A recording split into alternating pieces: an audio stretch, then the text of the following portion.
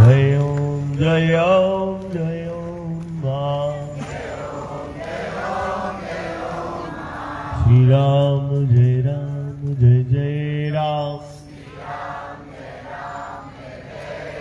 श्री राम जय राम जय राम, श्री राम जय राम, श्री राम जय राम जय राम, श्री राम जय राम, श्री राम जय राम, श्री राम जय राम जय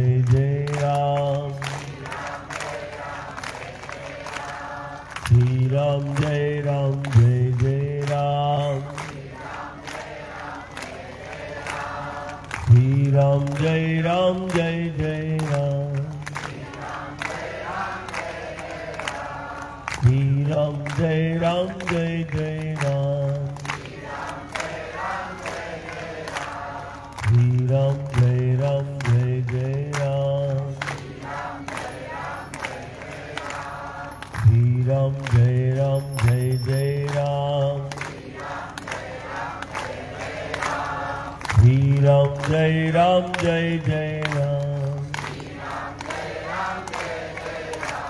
श्री राम जय राम, श्री राम जय राम जय राम, श्री राम जय राम जय राम, श्री राम जय राम,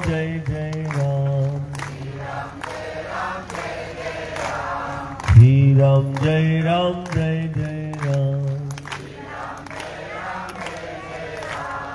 श्री राम जय राम जय राम,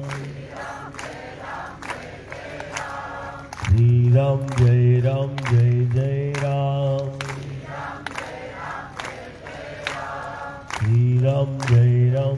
जय राम,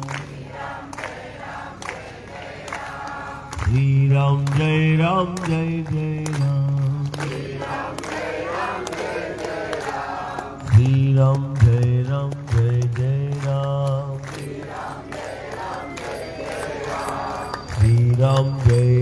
जय राम, श्री राम जय राम जय राम, श्री राम जय राम जय राम, श्री राम जय राम जय राम, श्री राम जय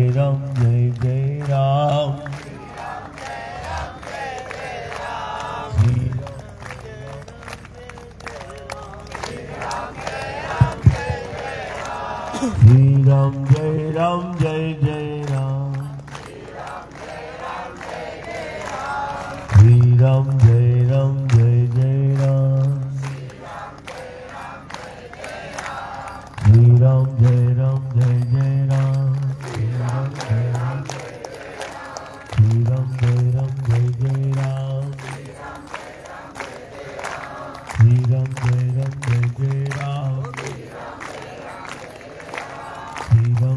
राम जय राम, श्री राम जय राम जय राम, श्री राम जय राम जय राम,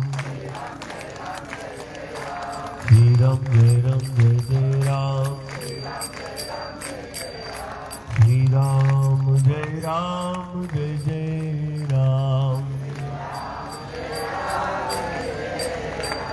श्री राम जय राम जय राम।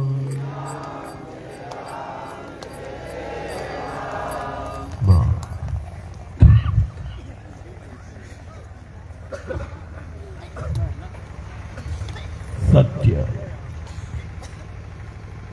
सत्य को जानने वाला है, ना कभी शोक प्रकट करता है और ना कभी दुख प्रकट करता है।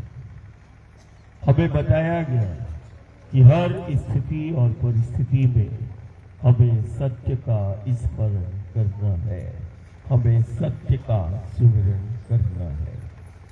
जन्म और मृत्यु एक चक्र में है। जीव का जन्म भी होगा, वो जीव आता है और फिर उस कर्म के बंधनों में वो फंसता है, बंधता है, और फिर उसके बाद वो बंधन से मुक्त हो जाता है, जिसको हम मृत्यु कह रहे हैं। जन्म का उत्सव होता है। जब जीव का जन्म होता है, संतान जन्म लेती है, तो उसका घर परिवार में उत्सव होता है। लेकिन एक अकाट्य सत्य है, जिसने जन्म लिया है वो अकाट्य, वो मृत्यु भी है। वो शरीर को छोड़ता है। इस जिसे हमने कल बोला कि नहीं, ये शरीर और संसार ये पकड़ में नहीं आएगा, ये बदल रहा है। लेकिन सत्य जन्म के पहले भी और मृत्यु के बाद भी यदि कोई चीज है तो वो सत्य है। और हर स्थिति परिस्थिति में सत्य को जानने वाला वो दुख प्रकट नहीं करेगा, वो शोक प्रकट नहीं करता। वो हर स्थिति परिस्थिति में अपने जीवन को वो जिएगा, अपने दायित्व और अपने कर्तव्यों को करेगा। हर एक की कामना होती है। जन्म का तो उसको पता नहीं रहता, लेकिन जब वो बड़ा होता है, एक परिवार हमारे पास आया, मैंने उसको बोला तुम्हारी क्या इच्छा है, अपनी इच्छा को प्रकट करो। बोले कि नहीं, सब कुछ आपने दिया है, अब केवल जीवन की एक इच्छा है। मेरी का क्या इच्छा है? बोले हमारी इच्छा है कि हमारी ये देह जो है वो वृंदावन में या काशी में या कोई तीर्थ क्षेत्र में हमारी इस देह को ले छोड़े। हमारा अंतिम क्षण और अंतिम पल किसी देव तीर्थ में हमारा हो। व्यक्ति कामना करता है कि मेरा अंतिम पल वृंदावन, मथुरा, काशी। और जब हम वृंदावन, मथुरा जाते, काशी जाते हैं, वहां बहुत सारे भक्त परिवार हमें मिलते हैं। हम उनसे पूछते हैं कि नहीं, तुम यहाँ क्यों रुके हुए हो? बोले जीवन के अंतिम क्षण और पल हम उस परमात्मा और ईश्वर के द्वार पर व्यतीत करना चाहते हैं। ये कामना होती है। हमने इस माँ के पद पर ये भी देखा कि वो अपने घर द्वार से आया और इस साधना के दौरान वो माँ के द्वार पर, ये माँ का द्वार मोक्ष का द्वार है, ये माँ का द्वार वैकुंठ का द्वार है। वैकुंठ का द्वार भी इसी द्वार से खुलता है। ऐसा दुनिया में, ब्रह्मांड में कोई द्वार नहीं। ज्ञान का, वैराग्य का, संन्यास का, भक्ति का, शक्ति का, यही द्वार है। सिर्फ भक्ति और शक्ति का ही द्वार नहीं, ये तो मोक्ष का भी द्वार है। ये माँ का ही द्वार है। और हमने इसमें पाया कि इस द्वार पर वो जीवात्मा, वो देवात्मा अपने शरीर को छोड़कर वो अगली यात्रा में प्रवेश कर जाती है। शरीर का क्षय होगा, आत्मा का नहीं होगा। आत्मा का निरंतर यात्रा चल रहा है, वो चक्र में है। हम भी मां से प्रार्थना करते हैं कि मां, ऐसी बहुत सारी देव आत्माएं हमने देखी जो साधना करते करते, राम राम करते करते, सत्य का स्मरण करते करते उस सत्य में विलीन हो गई, उस सत्य में समाहित हो गई। जैसे एक नदी सागर से मिलती है, ऐसे ही उस सत्य में, इस साधना के दौरान में वो मिल गया। मैं मां से प्रार्थना करता कि नहीं, ये गति हमें भी ऐसी प्राप्त हो कि हम साधना के दौरान सत्य का स्मरण करते करते उस सत्य के पथ पर चलते चलते हम भी तुझसे मिलना चाहते हैं। इससे बड़ा मिलन हमारा दूसरा नहीं हो सकता। तो हम प्रार्थना करते हैं, हम स्वयं के लिए प्रार्थना करते हैं कि हमें भी ये गति प्रदान हो, कि हम भी तेरे पथ पर चलते चलते, साधना करते करते, सत्य का स्मरण करते करते, अपने दायित्व और अपने कर्तव्यों का पालन करते करते, यदि ये देह तुझ में मिल जाए तो ये गति सबसे उत्तम और उच्च कोटि की कहलाती है। तो मैं स्वयं के लिए भी ये बोलता हूं कि मां, कभी जब भी ये दायित्व और कर्तव्य पूर्ण होता है, या जिस सत्य को प्रकटीकरण करने के लिए ये शरीर को हमने धारण किया, द्वार भी तेरा हो, ये पथ भी तेरा हो, और चलते चलते सा शरीर ही हो तुझसे हम मिल जाए। यही सत्य है हमारे जीवन का कि मिलना तो है, मिलना अकाट्य है, लेकिन हम हमेशा बोलते हैं कि नहीं, ये साधना मिलने की तो है, स्वयं से हो, परमात्मा से हो।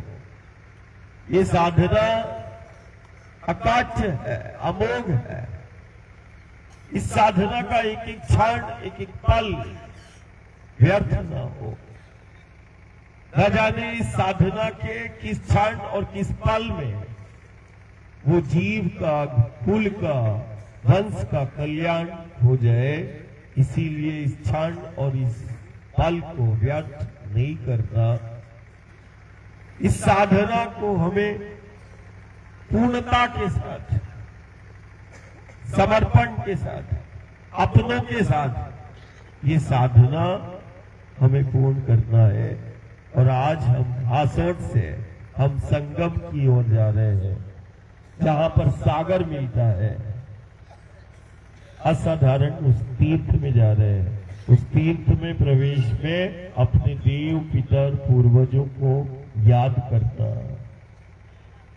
उनके प्रति आस्था और श्रद्धा के भाव का प्रकटीकरण ही श्राद्ध है। और नर्मदा श्राद्ध की जननी है। वर्ष में एक बार हम पितर पूर्वजों को हम याद करते हैं। श्रद्धा के भाव का प्रकटीकरण ही श्राद्ध है। वो ध्यान में, दान में, स्नान में व्यक्ति करता है।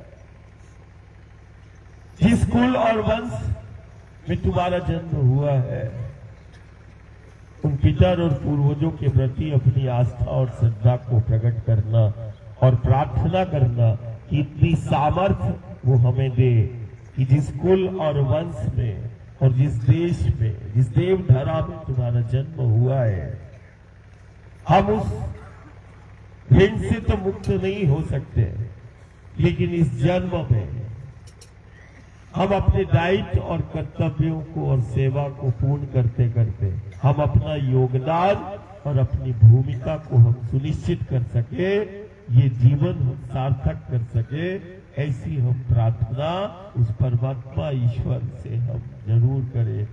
और बहुत शांति के साथ